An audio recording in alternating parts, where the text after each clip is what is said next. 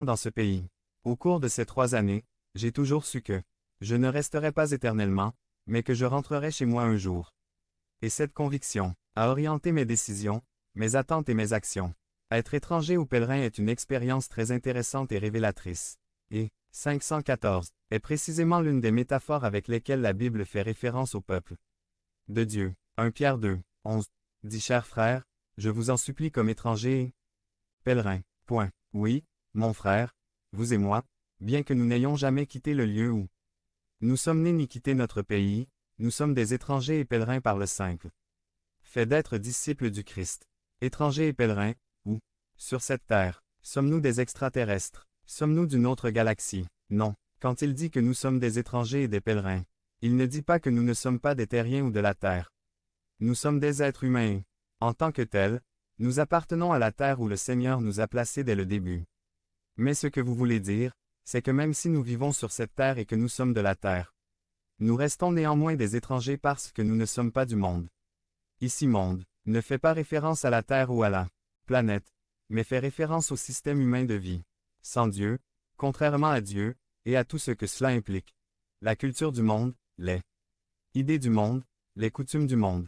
Entonces, somos extranjeros porque tenemos que vivir cada día en un sistema de vida que es contrario a Dios en su generalidad, con valor distinto a los del reino, con una ética contraria a la ética biblica, con meta y proposito distinto a la gloria de Dieu.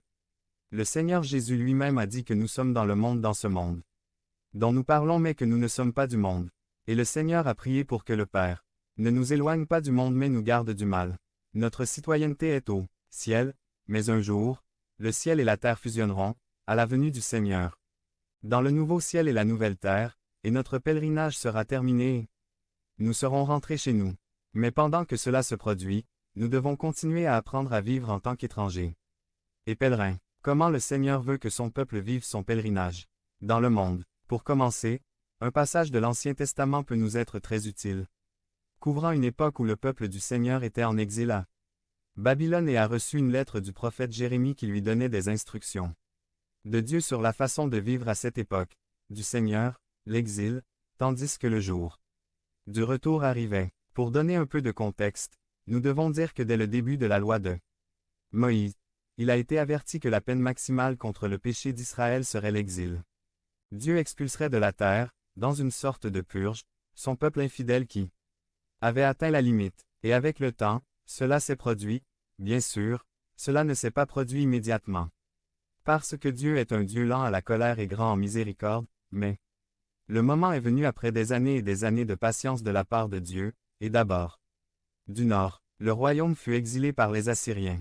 Un certain temps passa et le royaume du sud, avec sa capitale Jérusalem, après avoir été appelé à la repentance à plusieurs reprises, fut également envoyé en exil par les conquérants babyloniens. 515. Vers 597 AV. Jérémie envoie une lettre à certains des premiers groupes déportés à Babylone. Plus tard, en 586 AV, J.C. il y eut la destruction de Jérusalem et du temple et la déportation massive vers Babylone. Mais à ses premiers pèlerins dans les terres babyloniennes, Jérémie dit de la part de Dieu. Jérémie 29, 4 à 7. 4 Ainsi parle l'Éternel Tout-Puissant, le Dieu d'Israël, à tous ceux que j'ai déportés de Jérusalem à Babylone. 5 Construisez des maisons et habitez-y. Plantez des jardins et mangez leurs fruits. Si mariez-vous et ayez des fils et des filles, et ils marieront leurs fils